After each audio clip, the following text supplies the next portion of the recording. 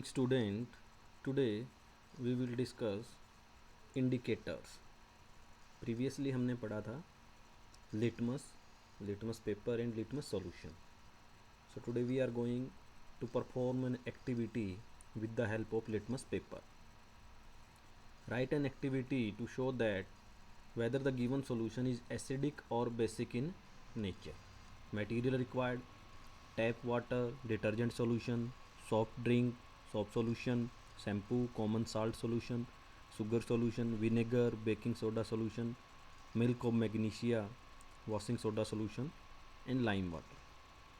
Procedure: mix some water with given substance in a test tube and make a solution.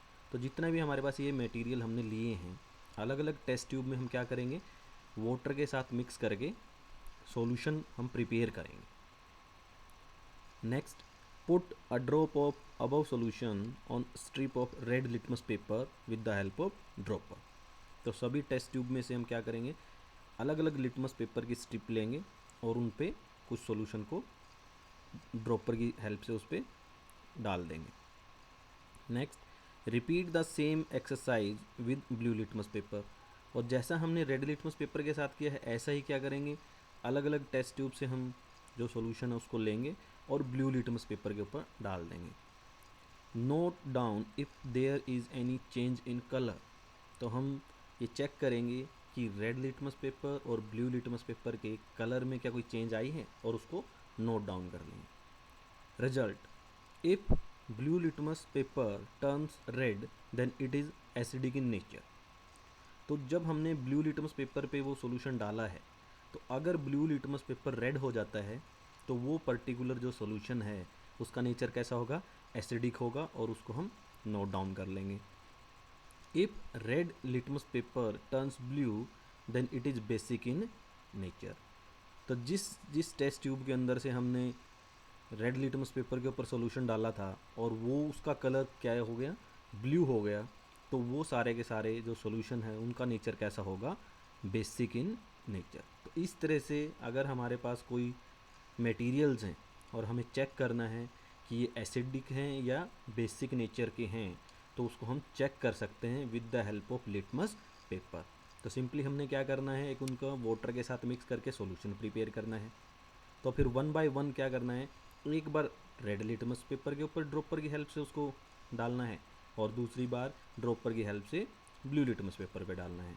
तो फिर उनके colour को हमने देखना है कि अगर कोई उसके अंदर चेंज है या नहीं है.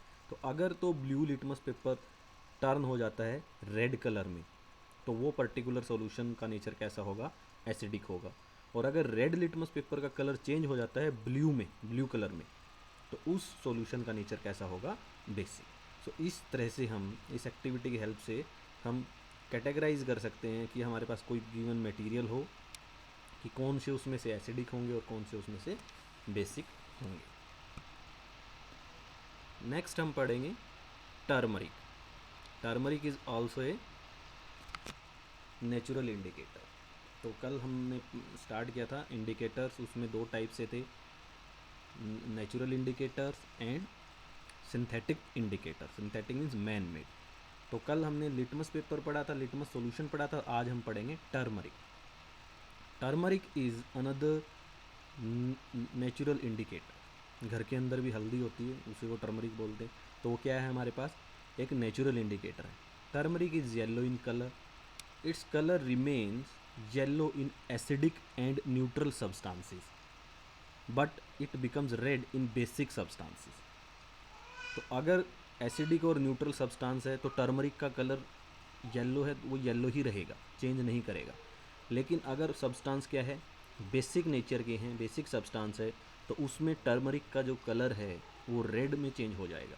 इसका एक सिंपल सा एग्जांपल हम देखते हैं. कई बार खाना खाते हुए सब्ज़ी शर्ट वगैरह पे लग जाती है, तो जब उसको सोप के साथ धोते हैं तो पहले उसका कलर येलो से रेड हो जाता है. क्यों हो जाता है, क्योंकि सोप के अंदर क्या है, बेस है. सोप का नेचर कैसा है, बेसिक नेचर है. तो जैसे ही वो टर्मरिक पे लगेगा तो उसका कलर कैसा हो जाता है, स्टार्टिंग में रेड हो जाता है. ये आप लोगों ने कई बार घर में एक्सपीरियंस किया होगा. तो क्योंकि सोप के अंदर बेस था और टर्मरिक बेस के साथ कैसा कलर देता है, रेड कलर। तो अगर बेसिक सब्सटेंस को हमें चेक करना है तो उसमें जो टर्मरिक, अगर हम टर्मरिक से चेक करेंगे तो उसका कलर कैसा आएगा, वहाँ पे रेड आएगा।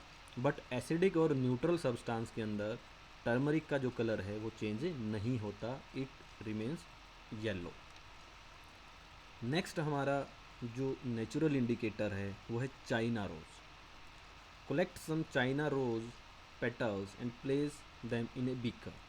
Add some warm water. एक बीकर के अंदर वार्म वाटर लेके उसके अंदर हम चाइना रोज़ के जो पेटल्स हैं वो उसमें डाल देंगे। Keep the mixture for some time till water becomes coloured. जब तक वाटर का रंग जो है वो कलरफुल नहीं हो जाता तब तक उस वाटर को हम रखा रहने देंगे।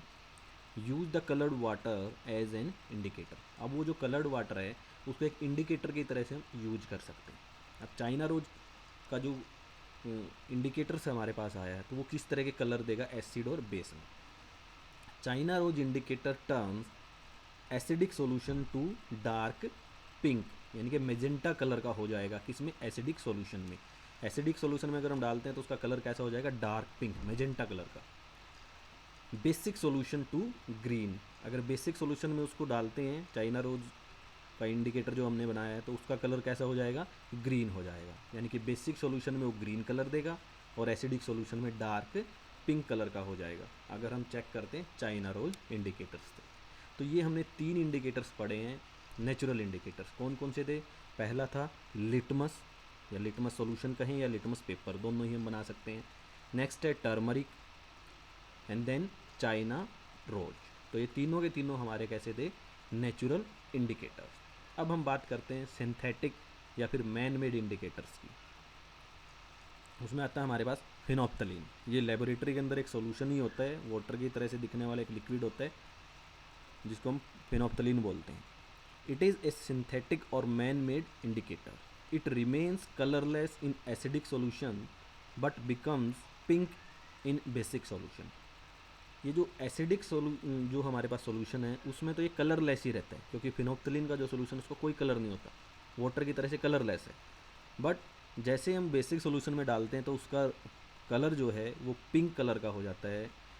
अगर वो पिंक हो गया तो जो हमारे पास पर्टिकुलर सॉल्यूशन हमारे पास है तो उसका नेचर कैसे होगा, बेसिक।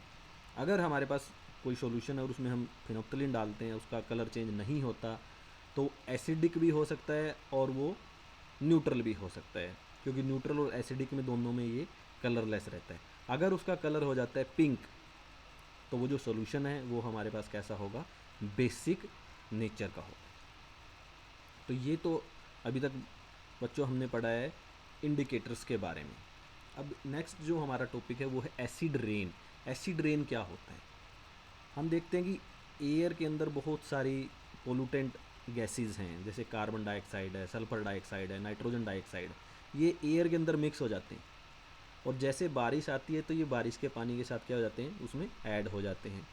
तो ये जो सारी की सारी गैसेज हैं, carbon dioxide, sulphur dioxide, nitrogen dioxide, ये एसिडिक नेचर की होती हैं। तो जैसे ही रेन वाटर के साथ मिक्स होती है और वो रेन वाटर जब अर्थ पे आता है या किसी बिल्डिंग पे गिरता है तो उस पर्टिकुलर रेन को हम क्या कहते हैं, एसिड रेन। क्योंकि ये एसिडिक नेचर की होती है, वाटर में मिलते ही क्या बना देते हैं, ये एसिड्स बना देते हैं। तो वो एसिड्स किसी भी बिल्डिंग पे या खेतों में या कहीं पे भी जो वो गिरते हैं तो वो हार्मफुल इफेक्ट पैदा करते हैं वहाँ पे। तो इस तरह की पर्टिकुलर रेन को हम क्या कहते हैं, एसिड रेन। तो अगर सिंपल हम कहें, a rain mix with an acid, क्योंकि एसिड वैसे तो एयर में है नहीं, वो कहाँ से आया, जो ये एसिड नेचर की जो गैसेज थी, carbon dioxide, sulphur dioxide, nitrogen dioxide, ये एसिडिक नेचर की हैं और जैसे रेन वाटर के साथ मिक्स हो जाती हैं तो ये एसिड रेन बनाती हैं। The rain containing excess of acid is called an acid rain. जिस रेन के अंदर एक्सेस अमाउंट में एसिड होता है उसको हम एसिड रेन कहते हैं। The rain becomes acidic because carbon dioxide, sulphur dioxide, nitrogen dioxide which are released into the air as pollutant dissolve in rain drop to form carbonic acid, sulfuric acid and nitric acid respectively। तो जैसे ये gases इसमें mix होती है, rain water mix होती है, तो carbon dioxide mix होकर क्या बनाती है, कार्बोनिक एसिड, सल्फर डाइऑक्साइड होकर क्या बनाती है, sulphuric acid, nitrogen dioxide water rain water mix होकर क्या बना देती है, नाइट्रिक एसिड। तो जैसे ही फिर ये रेन ड्रॉप्स अर्थ पे आती हैं तो ये एसिड रेन की तरह काम करती हैं। तो acid rain can cause damage to building, historical monuments, plants and animals. तो बिल्डिंग है, हिस्टोरिकल मोनूमेंट्स हैं या प्लांट्स हैं, एनिमल है, सभी पे ये क्या करती हैं, ये डैमेज कॉज करती हैं, हार्मफुल इफेक्ट कॉज करती हैं। तो ये थी हमारी एसिड रेन। सो स्टूडेंट्स, आज का जो ये टॉपिक है, इन सभी टॉपिक को आपने अच्छे से लर्न करना है with the help of this video, और इसको अपनी फेयर नोटबुक में लिखना है। Have a nice day.